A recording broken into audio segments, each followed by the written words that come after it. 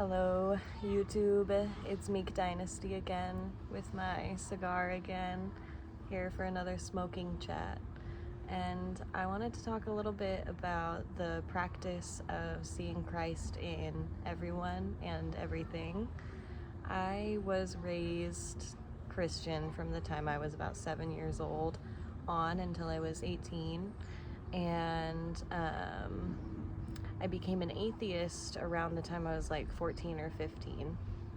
And then when I was like 15 or 16, I started becoming really invested in chemistry classes in high school, and it changed how my brain thought about what was real and what was not, and as well as astronomy, and eventually that became an interest in astrology, which became more of an interest after I, through chemistry, started just seeing the world in a way that was less materialistic, even though chemistry is a study of materialism as well as unperceptibility, like without the naked eye, or do you know, chemistry is like an introductory exercise into like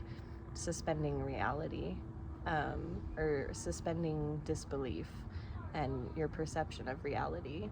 That's what it was for me anyway. And so it opened me up back into a place where I was open to spiritualism.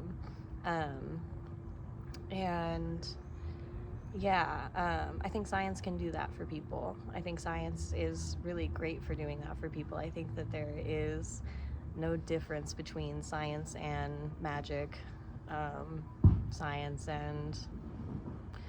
is a study of the natural world, and what is the natural world but everything? And so back to seeing the Christ in everything.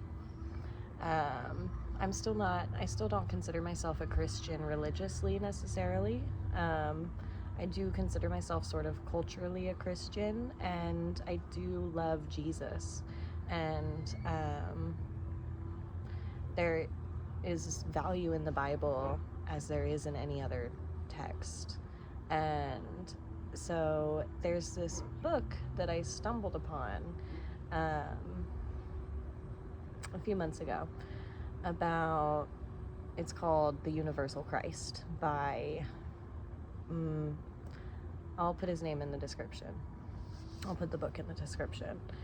And the book is beautiful. It really struck me when I read it at the bookstore, and I didn't buy it then. I didn't have any money. I rented it on Libby afterwards and listened to it. But the book is a rethinking of what Jesus, the Christ, called for and what he was saying when he was alive doing his teachings. I think that and that teaching is that the Christ, like the human life force of God, exists in all that exists, because existence is God expressing himself. And so everything, all the time, no matter how big or small, or how good or horrible, is the Holy Spirit expressing itself in this reality that God creates for us constantly.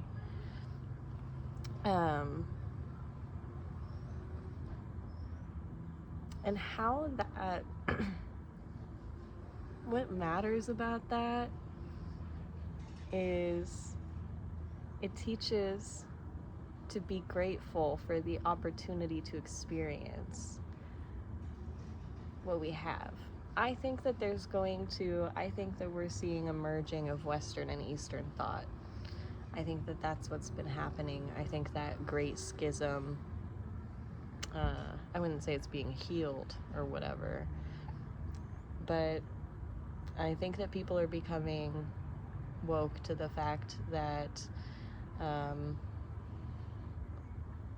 all of us religiously and ideologically at the core of humanity have more in common than we think. We have preservation for ourselves and preservation for those we love. And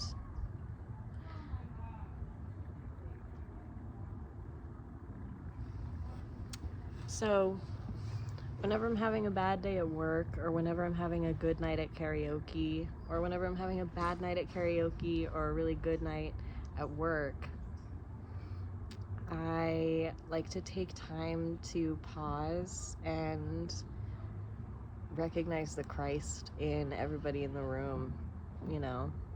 And this is a practice I do a lot with people. It's a practice I do a lot when I'm alone and with nature, animals and plants and materials, you know. I practice this with the materials around me, everything that exists. I'm an animist as much as I'm a Christian. And so I just wanted to share a little bit about